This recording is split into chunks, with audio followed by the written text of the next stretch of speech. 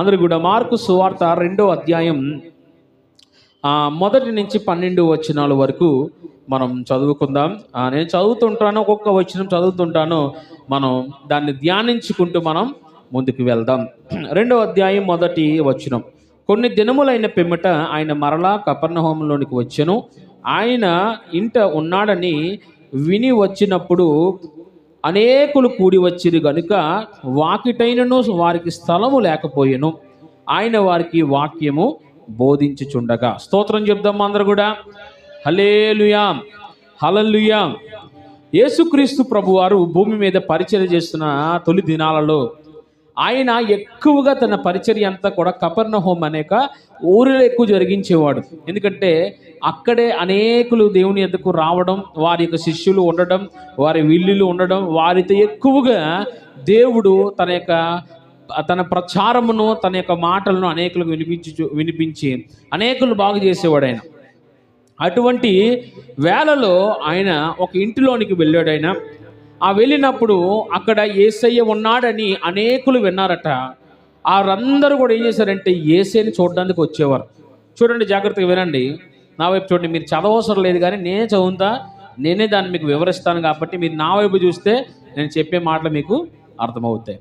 అయితే యేసయ్య ఆయన తన పరిచర్యలో ఎప్పుడు వెళ్ళినా సరే 3 గుంపులు ఎప్పుడు వెంబడించేవి. మీకు ఆల్రెడీ మీకు చెప్పాను. ఆ 3 గుంపులు ఎవరంటే, మొదటి గుంపు యేసయ్యని చూడాలి. ఏంటంటే యేసయ్యని చూడాలి, యేసయ్య అద్భుతాలు చూడాలి, యేసయ్య ఏ కార్యాలు చేస్తాడని చూసేవారు ఒక గుంపు. రెండో గుంపు ఎవరంటే, యేసయ్య దగ్గరికి వెళ్తే ఏమైనా తిండి దొరుకుతుందా.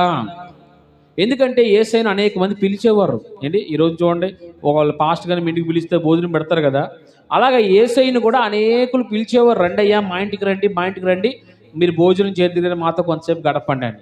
అలాగా యేసయ్య దగ్గరికి వెళ్తే ఏమైనా దొరుకుతుందని ఒక గుంపు. మూడో గుంపు ఎవరంటే, వీరు అష్టదరిద్రులు, వీరి అంత పనికిమాలిన భూమి మీద ఉండరు. ఎవరు అని అంటే వాళ్ళే శాస్త్రులు, పరిసయ్యులు. వీరెవరు అంటే ఆ యొక్క ధర్మశాస్త్రాన్ని బోధించేవారు. మోషే నియమించిన ఆ యొక్క పంచకాండాలని బోధిస్తూ, పాత నిబంధనని బోధిస్తూ, అందులో ఉన్న సత్యాన్ని ప్రజలకు వివరించకుండా, అంటే ఇప్పుడున్న పాస్టర్స్ ఎవరో అప్పుడున్న ఆ శాస్త్రులు, పరిశీలు అటువంటి వారు అన్నమాట. వారు ఏమి నమ్ముతారంటే, మెస్సయ్య అనే ఒక వ్యక్తి వస్తాడు, వచ్చి మమ్మల్ని రక్షిస్తాడని నమ్మేవారు.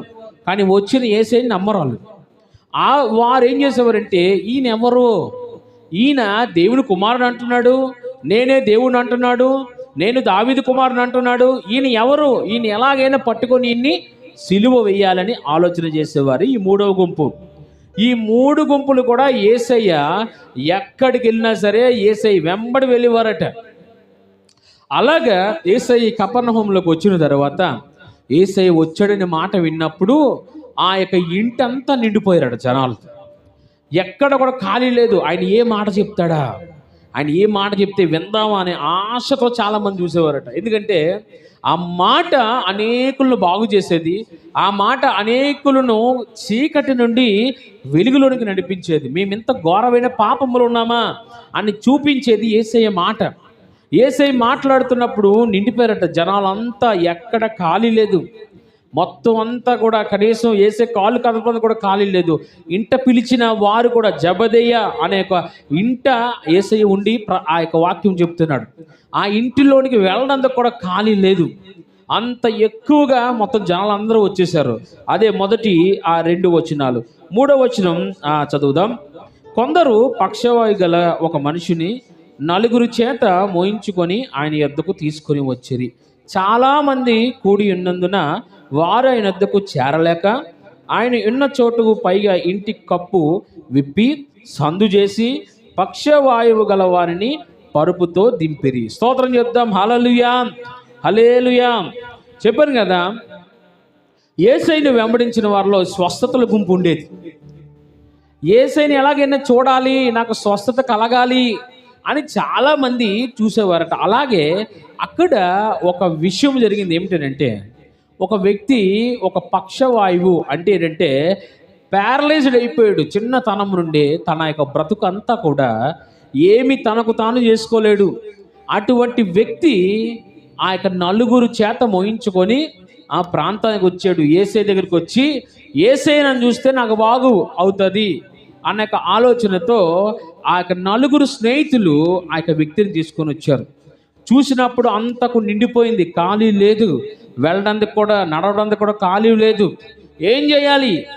ఎలాగైనా యేసయ్యని చూడాలి. యేసయ్య ఈతో మాట్లాడితే నా స్నేహితుడు అనగా ఈ యొక్క పక్షవాయు కలిగిన వాడు బాగుపడతాడనే ఒక ఆలోచనతో నలుగురు స్నేహితులు చేసిన పని ఏంటంటే, ఆనాటి కాలంలో మనలాగా స్లాబులు ఉండేవి కాదు, వాళ్ళకి మనలాగా రేకులు లాంటిది ఏమి ఉండేవి కాదు. వారు ఏం చేసేవారంటే తాటాకులతోని ఆ యొక్క గోడలన్నీ రాళ్ళతో కట్టుకొని పైన మనకులాగా పెంకులు ఏమి ఉండేవి కాదు వారికి.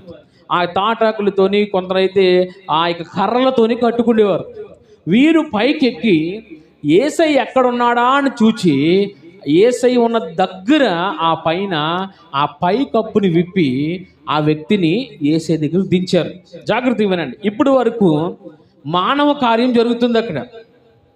ఏమిటంటే యేసయ్య బోధించడం, వారందరూ వినడం చాలా బాగుంది. ఈ వినుతున్న సందర్భంలో వీరి పైకెక్కి ఆ పైకప్పు ఇప్పిన తర్వాత యేసయ్య నేరుగా పైన చూశాడట. చూసి ఎవరు ఏమిటి అని అంటే, ఇదిగోనయ్యా ఈ నా స్నేహితుడు పక్షవాయుతో ఉన్నాడు.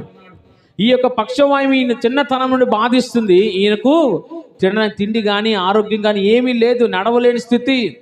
కాబట్టి ఈయనను స్వస్థపరచండి. జాగ్రత్తగా వినండి. ఆ నలుగురు స్నేహితులు ఆ యొక్క పక్షవాయువుతో నిండిన వ్యక్తిని కిందకి దించుతున్న వేళ యేసయ్య ఆ నలుగురు స్నేహితులను దేవుడు చూశాడు. నలుగురు స్నేహితులను చూసి ఆయన ఆశ్చర్యపోయాడు. ఎందుకంటే ఈ పక్షవాయువుతో ఉన్న వ్యక్తికి విశ్వాసం లేదు. కానీ ఆ నలుగురు తెచ్చిన నలుగురు స్నేహితులు కూడా విశ్వాసంతో, యేసయ్య నా స్నేహితుడిని స్వస్థపరచు. చూడండి, జాగ్రత్తగా వినండి. అసలు యేసయ్య ఎప్పుడో తెలుసు ఇటువంటి కార్యం జరుగుతుంది కాబట్టి అందరూ వెళ్ళిపోండి వెళ్ళిపోండి వెళ్ళిపోండి అని అనలేదు ఎవరిని కూడా. అందరూ వాక్యం వింటున్న వేళ యేసయ్యకి అర్థమైంది, ఒక కార్యం ఇక్కడ జరగబోతుంది, ఇక్కడ కార్యం కూడా జరగబోతుంది, ఒక అద్భుత కార్యం. ఆ పైకప్పు విప్పిన వారిని వైపు చూసి చాలా సంతోషపడ్డాడట ఆయన. ఎందుకంటే చాలా గొప్ప పని చేశారట వారిని. ఏంటంటే ఆ యొక్క పక్షవాయువుతో నిండిపోయిన వ్యక్తికి తన జీవితం అంతా ఇంకా అయిపోయింది అనుకున్న సమయంలో ఆ నలుగురు స్నేహితులు చేసిన పని ఏమిటంటే, మనం చదువుకున్న మాట, ఆ పైకప్పు ఇప్పి యేసయ్య కిందకు ఆ వ్యక్తిని దించాడట. అక్కడ వరకు మనం చదువుకున్నాం. తర్వాత యేసు వారి విశ్వాసమును చూచి, కుమారుడా నీ పాపములు క్షమించబడి ఉన్నవి పక్షవాయువు గలవానితో చెప్పెను. హల్లెలూయా, హల్లెలూయా. ఏమిటంటే చాలా మంచి మాట ఇది. యేసట ఆ నలుగురి విశ్వాసమును చూచి పక్షవాయువు గలవానితో ఒక మాట చెప్తున్నాడు. ఏమనట? కుమారుడా ఏమిటంటే నీ పాపాలు, జాగ్రత్తగా వినండి. అసలు ఏమిటి ఆ వ్యక్తికి ఉన్న జబ్బు ఏమిటి?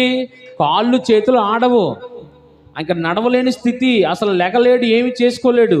అలాంటి వ్యక్తికి ఏమి కావాలి అండి? ఇప్పుడు మనకు జ్వరం వచ్చింది. జ్వరం వచ్చిన వ్యక్తికి ఏమి కావాలి చెప్పాలి? ఏం కావాలి? ఓ మాత్ర వేసుకుంటే మన జ్వరం తగ్గుతుంది, అంతే కదా.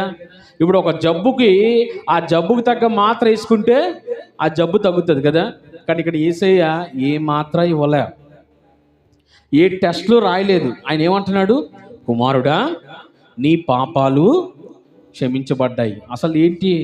ఆ వ్యక్తి ఏమో ఆ యొక్క అనారోగ్యం పడి ఉన్నాడు, కానీ యేసయ్య నీకు స్వస్థత కలుగుతుంది కాబట్టి నువ్వు లేచినాడు అని అనాలి. కానీ యేసయ్య ఏమంటున్నాడు?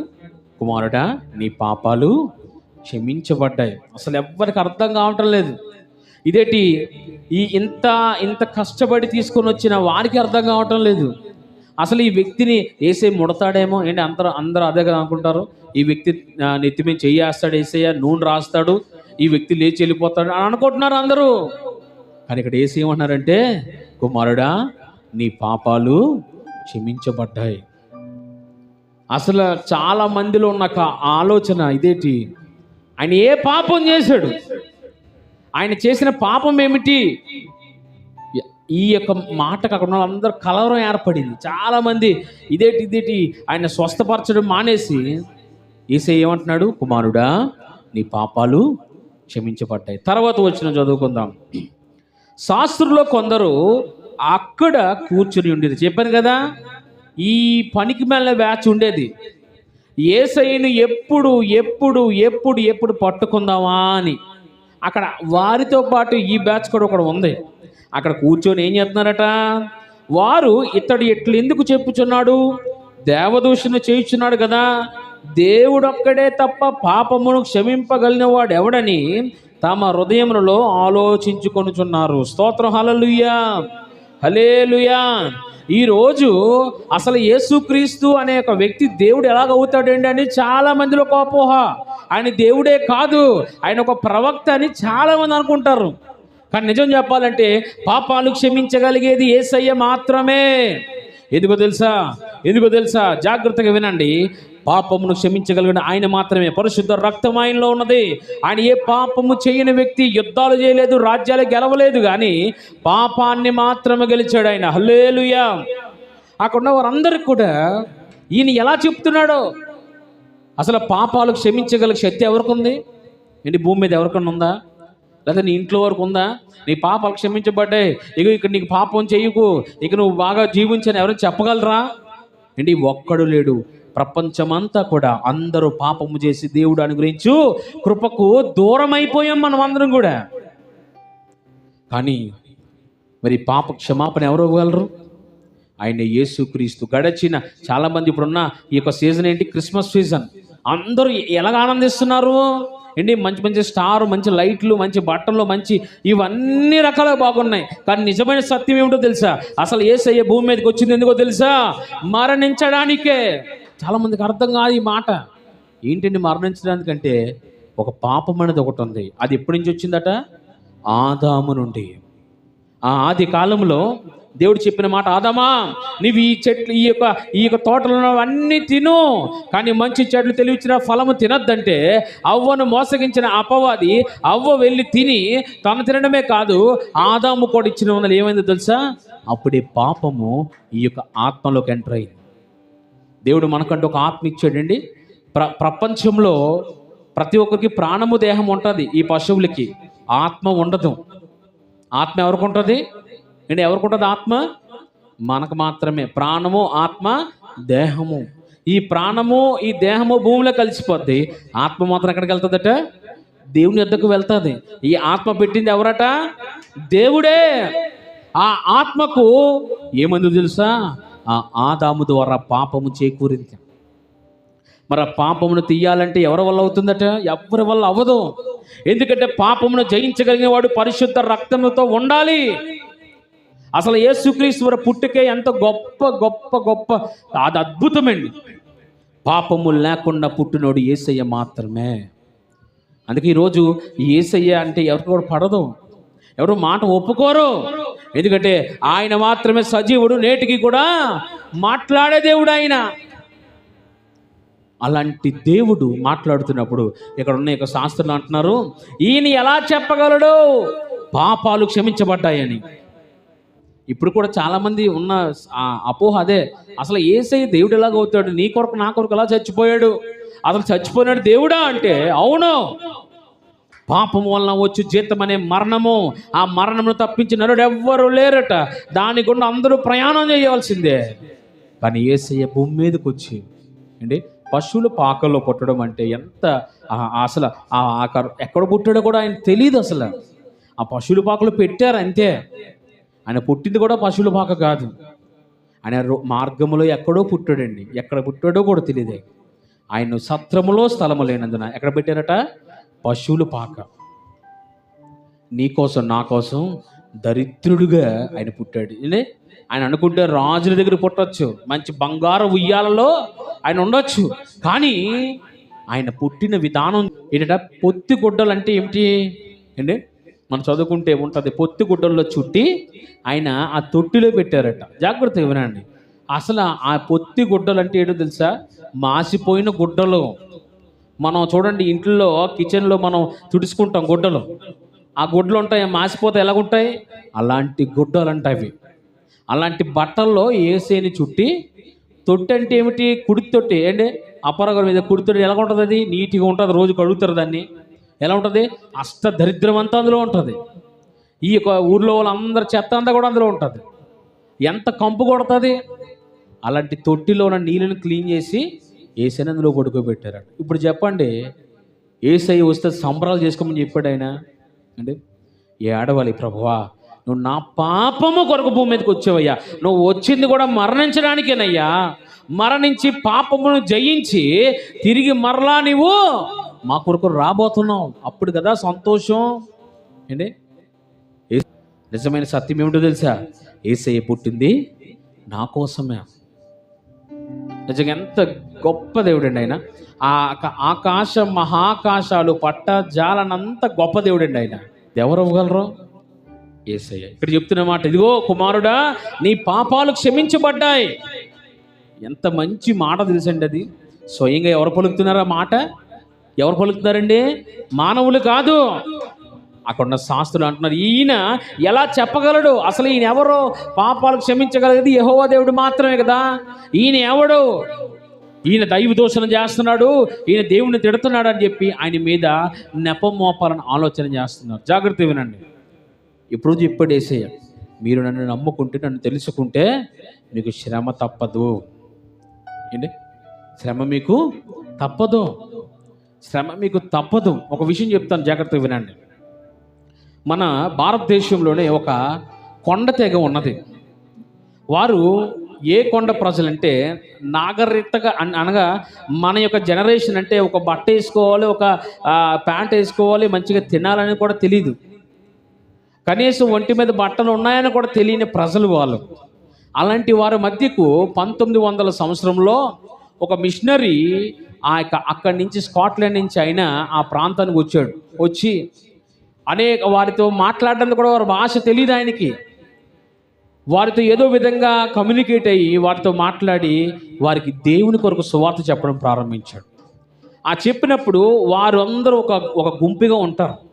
వారందరూ గుంపుగా ఉండి వారిలో వారు ఎక్కడ కూడా బయటికి వెళ్ళరు. అందులో ఈ సువార్త చెప్తున్నాడు రోజు. ఈ యొక్క వ్యక్తి రోజు సువార్త చెప్తున్నాడు.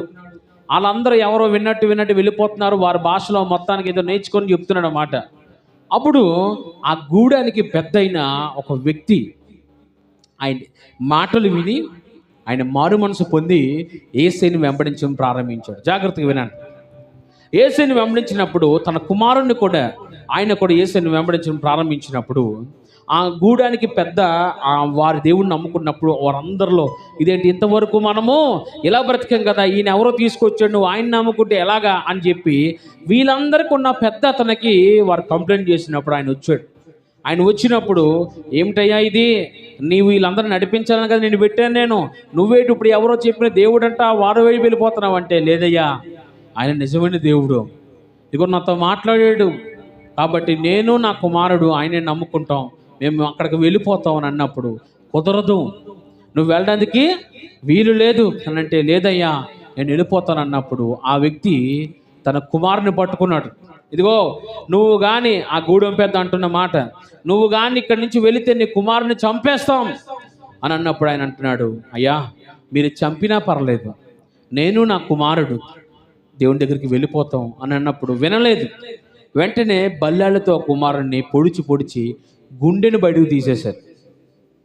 ఎదురుగా కుమారుడు చనిపోతున్నాడు. ఇప్పుడు చనిపోయాడు కదా, ఇప్పటికైనా వదిలేయ్, ఇప్పటికైనా ఆ దేవుడు కాదు, ఇగో ఈ గూడెమే నీకు దేవుడు, ఇగో మనకు సూర్యుడే దేవుడు, చంద్రుడే మనకు దేవుడు అని అంటే, లేదయ్యా ఇదిగో యేసు ప్రభు అనే ఒక వ్యక్తి ఉన్నాడు, ఆయన అట్ట నా పాపాలన్నింటి కొరకు మరణించాడు, నేను తిరిగి మరణించిన తర్వాత పరలోకానికి వెళ్ళాలంటే ఆయనే దారి అని అన్నప్పుడు, నువ్వు ఒప్పుకోకపోతే విడిచిపెట్టకపోతే నిన్ను చంపుతా అన్నప్పుడు ఆయన తల తీసేశారట. ఆయన తల తీసేసినప్పుడు ఒక ముందుగా ఒక మాట అన్నాడండి, ఏంటంటే మీరు ఏం చేసినా నేను వెనుదిరిగి చూడను, మీరు ఎంత శ్రమ పెట్టినా నిన్ను వెనకడుగు వేయను, నేను ముందుకే నడుస్తానని ఆయన ఆ మాట చెప్పి ఆయన మరణించాడు. ఆయన పీక తీసేశారు. తండ్రి కుమారుడు ఇద్దరు శవాలు అక్కడే ఆ మట్టిలో కలిసిపోయినాయి. జాగ్రత్తగా వినండి. యేసయ్యని నమ్ముకోవడం అంటే మనం అనుకుంటాం అమ్మయ్య చాలు నేను పరలోకానికి వెళ్ళిపోతాను అని అంటే లేదు. యేసయ్య నమ్ముకోవడం ఏంటో తెలుసా? శ్రమను నువ్వు పొందుకోవడం. ఎందుకో తెలుసా?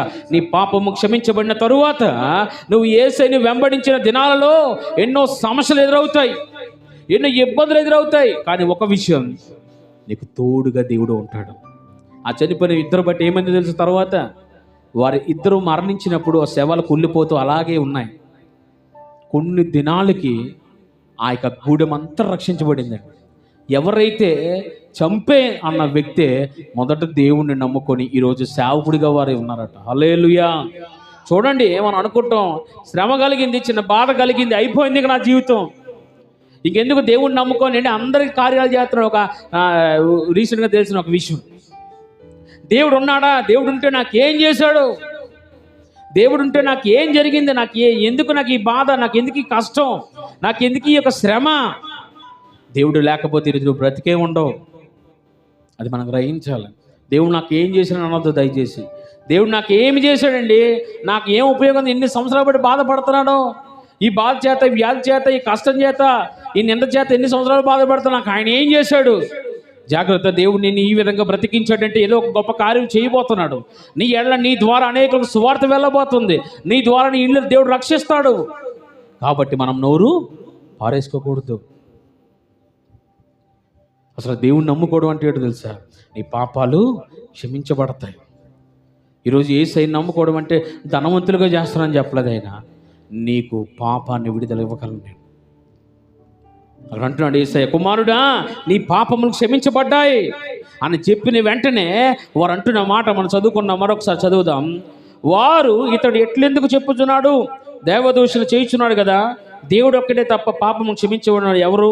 తమ హృదయంలో ఆలోచించుకున్న వారు తమలో తాము ఇలాగూ ఆలోచించుకొనుట యేసు వెంటనే తన ఆత్మలో తెలుసుకొని, మీరు ఇలాంటి సంగతులు మీ హృదయంలో ఎందుకు ఆలోచించుకొనిచున్నారు? ఈ పక్షవాయువు గలవానితో నీ పాపములు క్షమించబడి ఉన్నావని చెప్పుట సులభమా?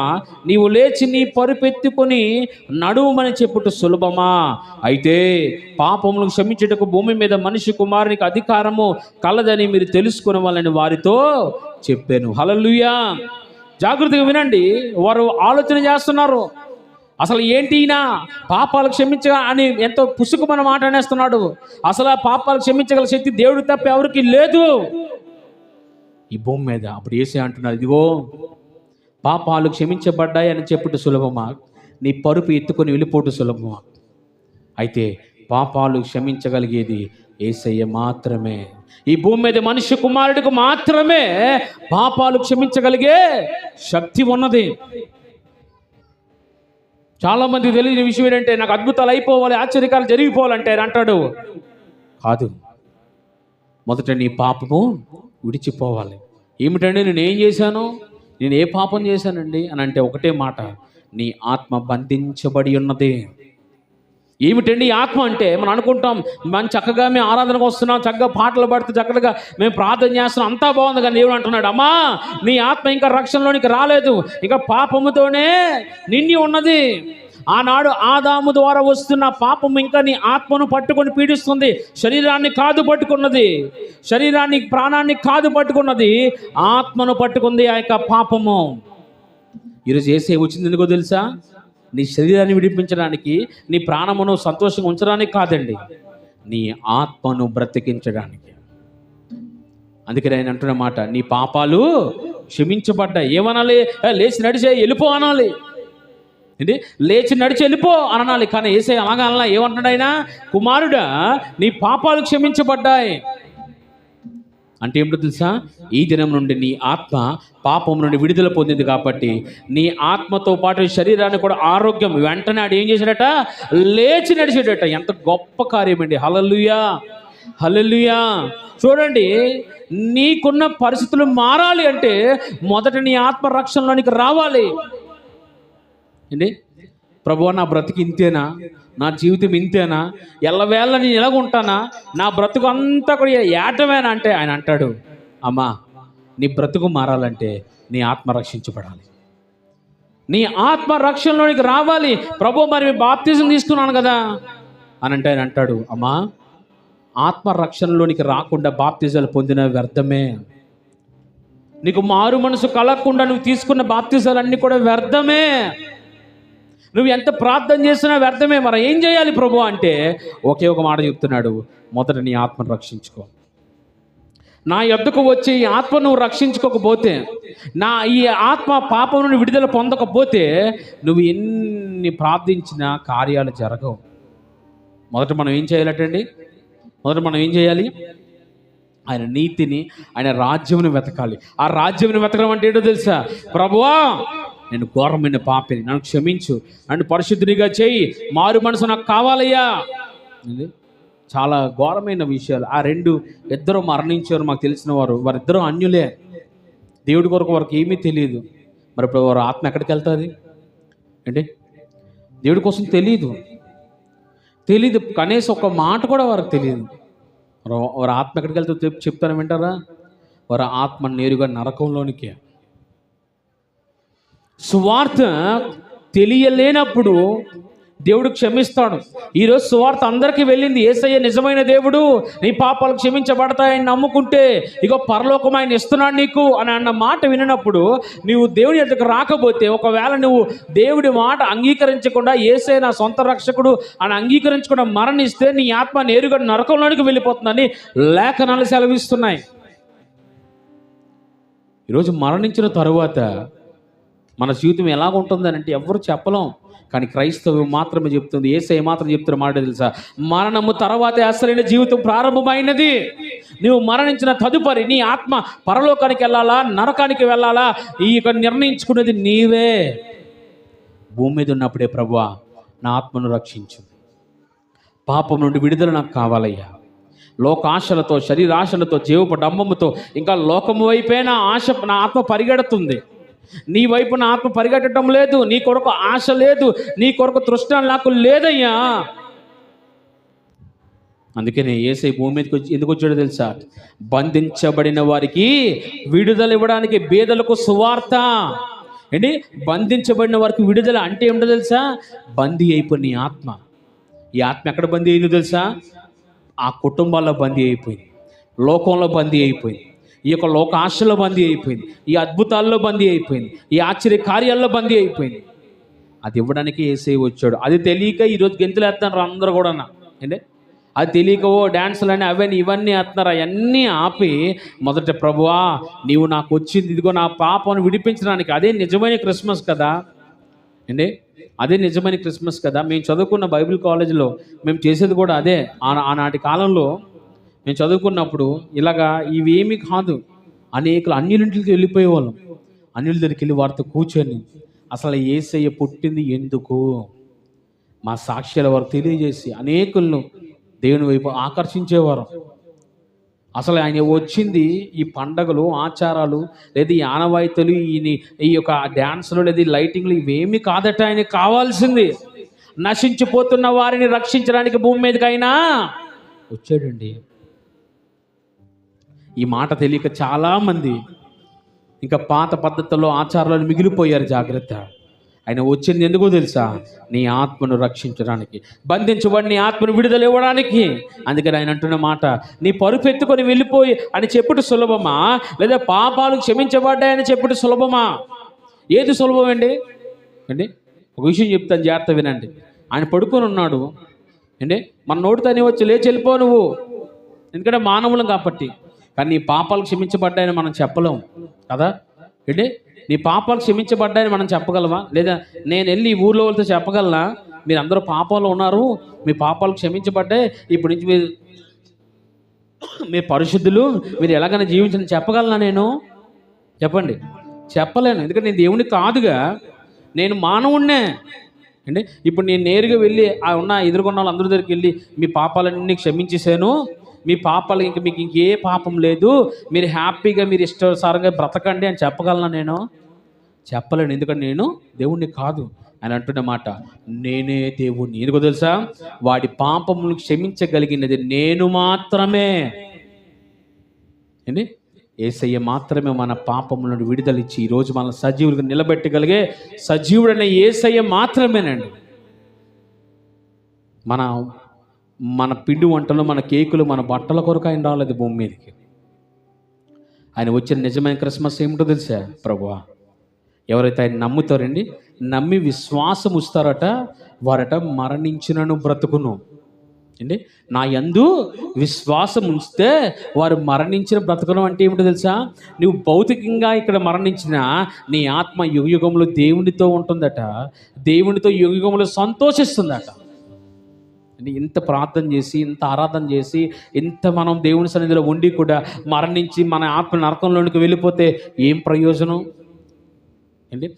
ఒక తండ్రి ఎంతగానో సంపాదించి తన కుమారుని బాగా చూసుకోవాలి, తన కుమారుడు మంచి చదివిచ్చి మంచిగా ఆ కుమారుడిని పెంచి మంచి ఉద్యోగం వచ్చి తనను పోషిస్తాడు, తనను కాపాడుతాడు అని చెప్పేసి ఆ కుమారుని చేస్తే ఆఖరి కుమారుడు ఒక దొంగగా, ఒక భయంకరమైన గజ దొంగగా, ఒక నరహంతుడిగా మారితే ఆ తండ్రి హృదయం ఎంత బాధపడుతుంది?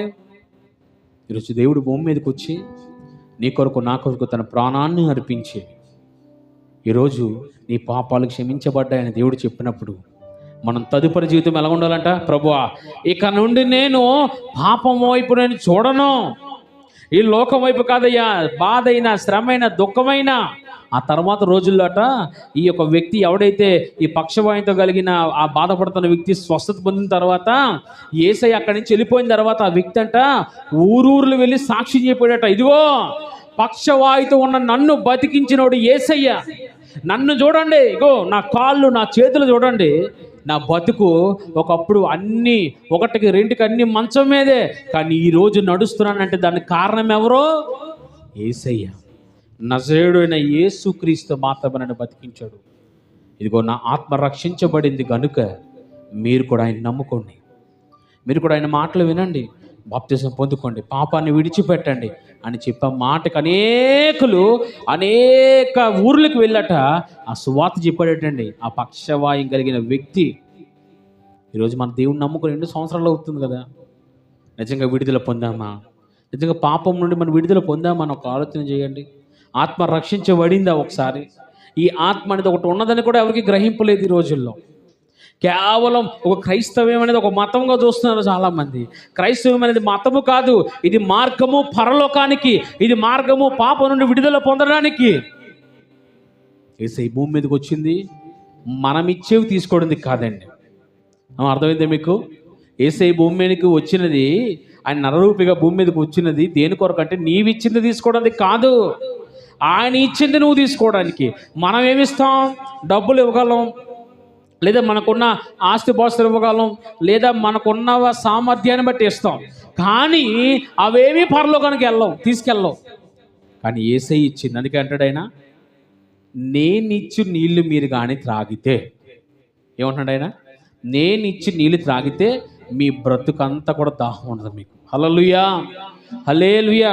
అర్థం కాలే చాలామందికి అసలు ఏమిటి ఆయన ఇచ్చే నీళ్ళు అంటే ఒకే ఒక మాట, జీవము. నేను ఇచ్చు జీవజలము త్రాగిన వాడు ఎన్నడూ కూడా దప్పికొన్నాడు, వాడు పరలోకముకు చేరిపోతాడు ఆయన సెలవిస్తున్న మాట. చివరగా నేను ముగిస్తున్నాను, సమయం అయింది. ఆయన అంటున్నాడు, కుమారుడు నీ పాపాలు క్షమించబడ్డాయి, ఇగో నువ్వు వెళ్ళిపో. పాపమును క్షమించగలిగింది యేసుక్రీస్తు మాత్రమే.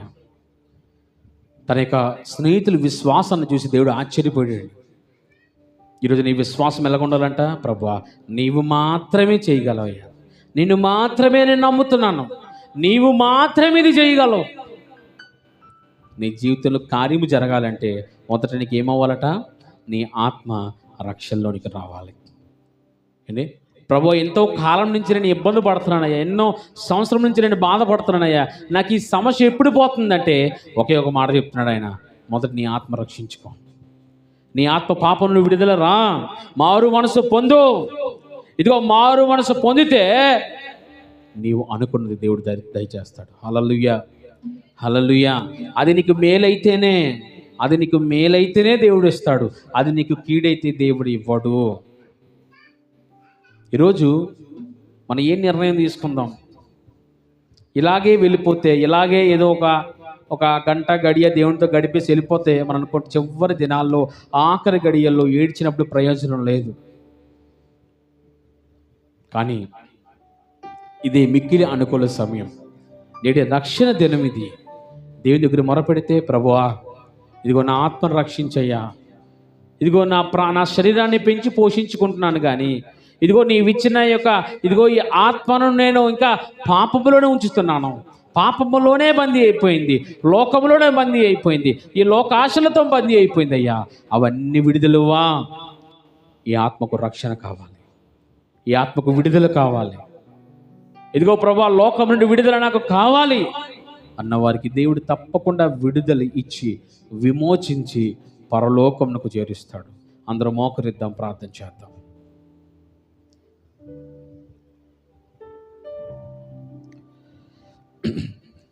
ఈ విన్న మాటలు ఒకవేళ నువ్వు ప్రభువా నాకు అది లేదు ఇది లేదని ఏడ్చే ముందు ఒక మాట మనం